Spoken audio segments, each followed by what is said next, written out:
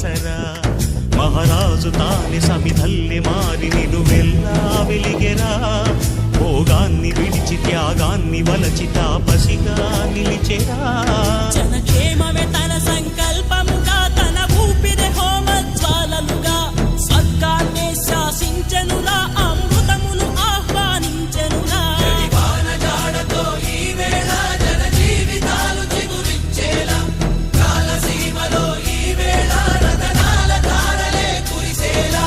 కల్లు కల్లు మని సిరిము వల్లే చినుకే చేరగా